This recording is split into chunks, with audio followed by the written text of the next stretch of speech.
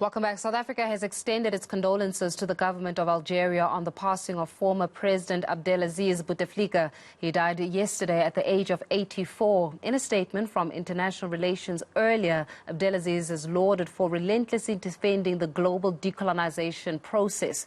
The executive director of the Nordic Center for Conflict Transformation, Noufal Abboud, joins me now live from Morocco to discuss and reflect on the life and the legacy of the late former president. Thank you so much for your time this evening, Noufal. I mean, when we're looking here at the legacy, of course, of Bouteflika, one may say that it started off well. I mean, he was the youngest Minister of Foreign Affairs. He led when it comes to, independence of Algeria in the 1950s and 1960s. So he fought hard and relentlessly for it.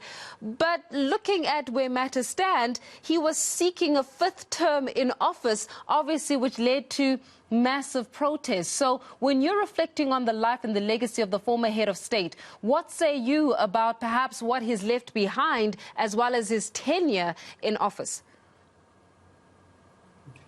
Yeah, first of all, Bouteflika is somebody who marked the modern history of Algeria. This is a fact, and this has happened since the independence of the country. He was a veteran, and he fought for the independence of the country with the FLN, and he marked the political and economic history of the country. Yes, you said it. He was the youngest Minister of Foreign Affairs. His legacy has some things, to his account and some others against him. Some of them, we can say, for example, that he is the longest standing president in the history of the country. He was born actually in Morocco, in Oujda. His house is still standing there. In Morocco. He spent, 2 decades in power, and he was seeking the fifth term, allowed by several constitutional reforms in that sense. And that's what actually triggered the anger of the Algerian people.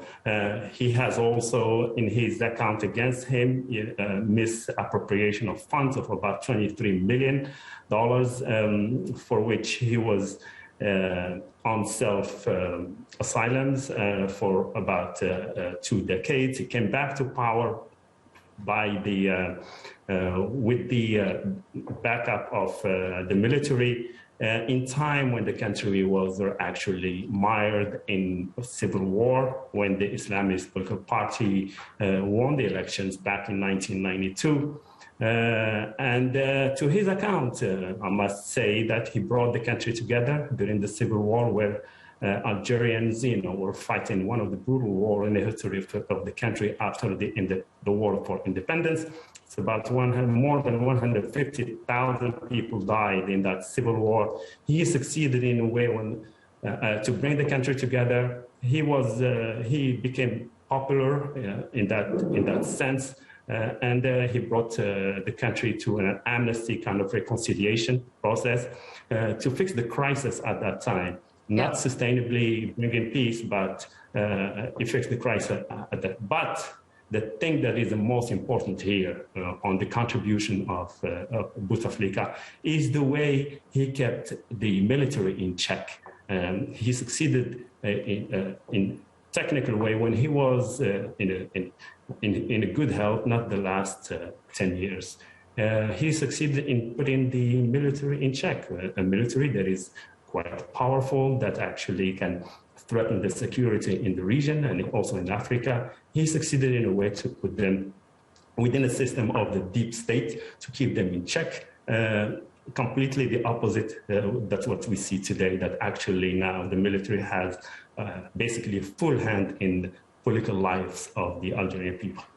Yeah, I mean, when you're looking also at his global politics, one would say that he would take unprecedented moves, right? So looking at how he gave a platform to Yasser Arafat, the leader of Palestine in about, was it 1974, to actually, address the UN body, for example. He also spoke out against apartheid at the time in South Africa. He also looked at how he can, advocate for China having a seat at the UN Security Security Council. At the time, obviously, this was seen as almost unprecedented moves. And if that weren't enough, it looks as though he's also credited for giving our late former head of state, Nelson Mandela, his military training on that military account. That's yes, it's true, and the way he succeeded in doing so is, in a way or another, is to manage the relationship that he had with the military in Algeria itself, and that's what allowed him diplomatically to build also some kind of relationship with Morocco and in the region in the Maghreb on how actually to support some